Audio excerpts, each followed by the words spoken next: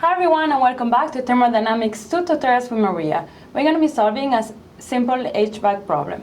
So we are asked to determine the rate of heat transfer and the mass flow rate of the condensate water in the air conditioner unit. So this is what's happening. We have a flow that's going from 1 to 2. We have some conditions at 1, some conditions at 2. We have cooling coils that is cooling down the flow, and then we are removing the condensate at 25 degrees Celsius. We have two values at state 1, and we can go to the psychometric chart. So we have the temperature of the dry bulb at 1, which is 30 degrees Celsius, and the wet bulb at 1, which is 25 degrees Celsius. We can go to the psychometric chart and find the values for H1, for the enthalpy at 1, the absolute humidity, and the relative humidity. So now we need to find the values at state 2 using the partial pressure of water at 2 over the saturated pressure. The vapor is going to be saturated at 6.5 degrees Celsius, and we can use table A4, and we're going to find it's going to be equals to 0.9682 kilopascal over 3.17 kilopascal, and it's going to be equals to 0.3054. So by using the relative humidity at 2, which we just found, and the dew bulb temperature, which is given as 25 degrees Celsius, we can go to the psychometric chart because we have two values to find the enthalpy at 2, the absolute humidity, and the specific volume.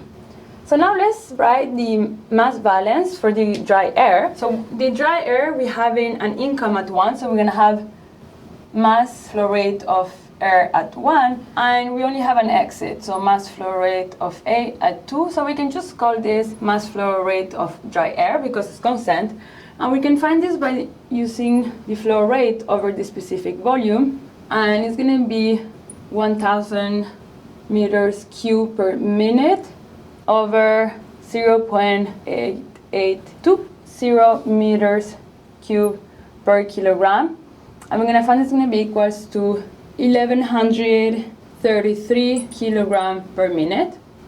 Now let's write the water mass balance. So we have a flow coming in of air with a content of water, so we're going to multiply this by 1. It's going to be equals to the mass flow rate of water plus the flow rate of air coming out times the content of water for that, so that's going to be 2. Now for the mass flow rate of water, this we can rewrite it as 1 minus 2. This we just found, so it is 1133 kilogram per minute. We found the other values as well, so this is going to be 866 minus, and this is the a ratio, so they're actually going to cancel out. I'm going to find a mass flow rate of water of 1412 kilogram per minute.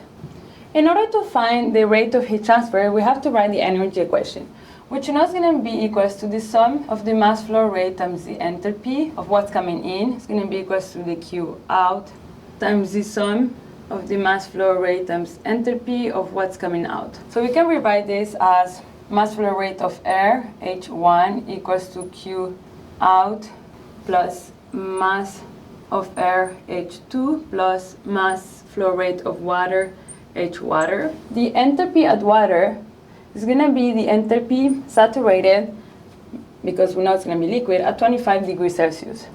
And it's going to be 104.83 kilojoule per kilogram. This value you found it from the tables. Now we can rewrite our equation for the heat out.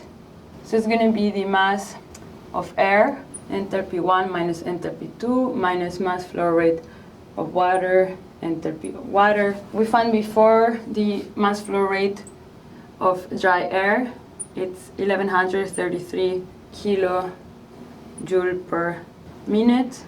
Enthalpy at 1 is 7788 kilojoule per kilogram, minus enthalpy at 2, 4097 kilojoule per kilogram. I'm going to write the rest here, so it's going to be minus the mass flow rate of water, so it's minus 14.12 kilogram per minute times the enthalpy of water, 104.83 kilojoule per kilogram.